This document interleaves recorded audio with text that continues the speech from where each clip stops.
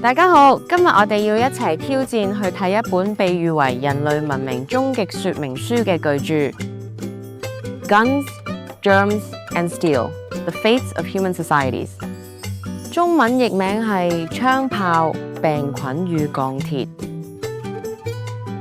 想象一下，1972年嘅一個下晝，喺新幾內亞嘅一個海灘上面，呢本書嘅作者當時仲係生物學家嘅賈德戴蒙呢，就正喺度做緊一啲鳥類嘅研究。佢遇到咗一位當地好聰明、好有影響力嘅政治家，叫做亞歷。亞歷問咗佢一個好簡單，但係令佢思考咗25年嘅問題。亞歷話：戴蒙先生，點解你哋白人可以製造咁多貨物，仲將佢哋運嚟新幾內亞呢？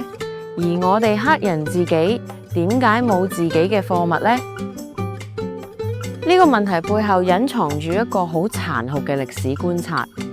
點解喺過去1萬年入面，世界各個大陸嘅發展速度完全唔同？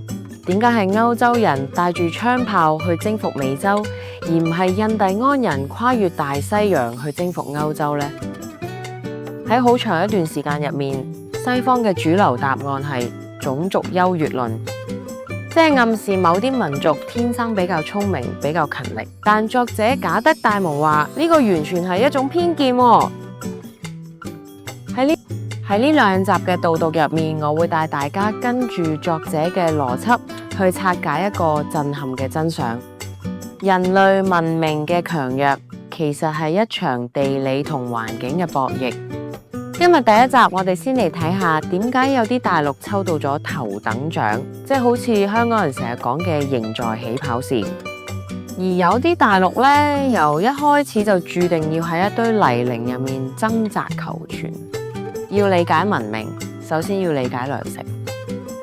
因為如果你每日都要花10個鐘去煮食，你係絕對冇時間去發明文字或者做其他研究嘅。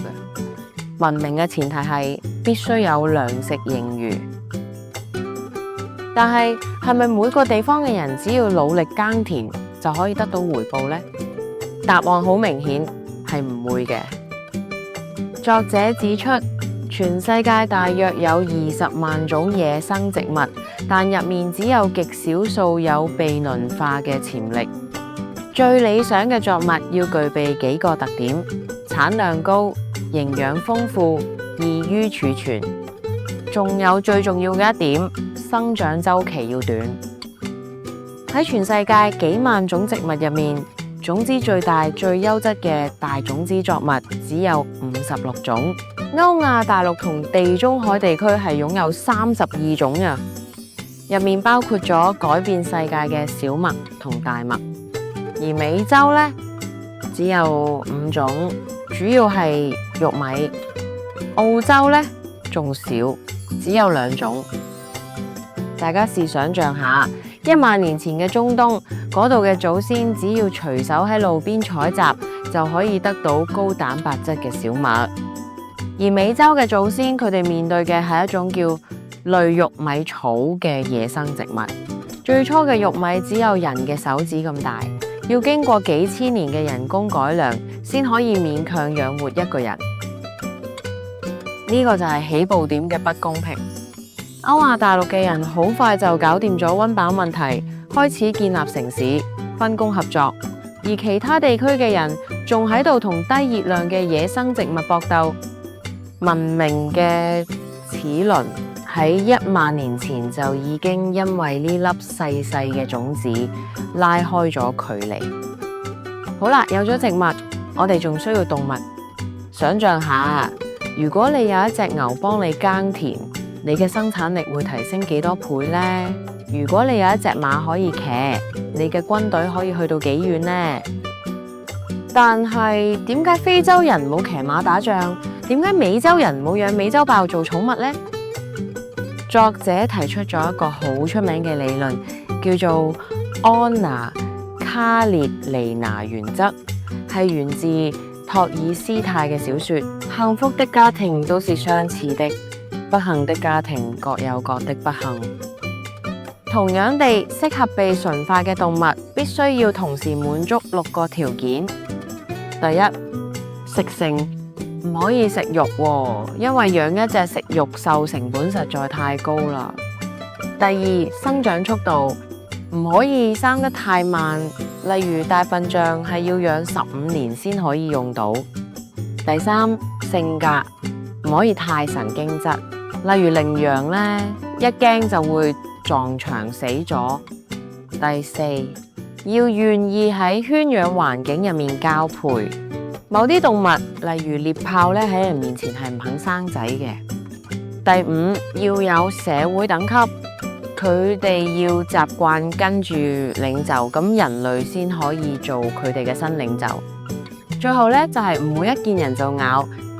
斑馬雖然似馬，但佢哋性格其實非常兇猛，係會咬死人嘅。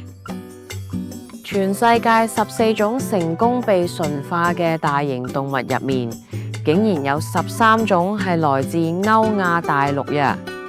美洲唯一有嘅大型馴化動物係大羊駝，但佢唔可以耕田，又唔可以俾人騎。當西班牙征服者皮薩羅帶住168個人去進攻印第安帝國嗰陣，佢哋騎住高大嘅戰馬。對於從未見過馬嘅印第安人嚟講，嗰種震撼就等於我哋今日見到外星人喺飛碟入面一樣。呢種動物紅利令歐亞大陸喺運輸、農業同戰爭技術上形成咗降維打擊。最後我哋要睇下一幅宏觀嘅地圖，呢個係全書最精彩嘅觀點，就係大陸嘅軸線方向。如果你睇歐亞大陸，佢係一塊橫向嘅大陸，從東到西幾千公里；而美洲同非洲係縱向嘅，由北到南。呢個有咩分別呢？答案係氣候嘅一致性。喺同一個緯度上面，太陽光、氣候甚至雨量都係差唔多嘅。所以當美索不達米亞嘅人學識種植小麥，呢套技術可以好輕易咁傳到去歐洲同中國，因為啲小麥去到嗰度依然可以生存。但美洲呢，墨西哥發明咗種植玉米，但如果你想傳去南美洲，你要經過熱帶雨林，經過巴拿馬地峽，經過完全唔同嘅氣候帶，植物會死，技術會中斷。歐亞大陸就好似一個巨大嘅資訊交換平台，大家可以互相學習，不斷疊加文明。而美洲同非洲嘅各個部落就好似一個個被地理隔絕嘅孤島，佢哋要靠一己之力重新發明所有嘢。所以作者結論話，文明嘅強弱唔係因為你個腦裝咗啲乜，而係因為你腳下嗰塊地係點樣。歐洲同亞洲嘅成功其實係一場地理上嘅幸運。聽完今日呢集，你可能會覺得，哇，原來歷史係咁唔公平嘅。但係單靠地理環境仲未足以完全解釋嗰場血腥嘅大征服。點解當歐洲人踏上美洲土地嘅時候，佢哋唔單止帶住槍炮，仲帶住一啲連佢哋自己都睇唔到嘅魔鬼呢？點解歐亞大陸嘅人會進化出強大嘅免疫力，而美洲嘅原住民會因為打個乞嗤而導致整個民族滅絕呢？下一集我哋會進入呢本書最陰森嘅部分——病菌與鋼鐵。我哋會睇下呢啲地理優勢點樣演變成毀滅性嘅武器，徹底改變咗我哋今日呢個世界嘅版圖。嚟到呢度，好多謝大家聽完呢本書嘅上集。如果你中意呢種從生物學同地理角度去拆解歷史嘅方法，請你記得訂閱同埋讚好呀。聽完呢個作者嘅理論，唔知你又認唔認同呢？歡迎留言，大家交流一下。我哋係閱讀人，我哋下集再見，拜拜。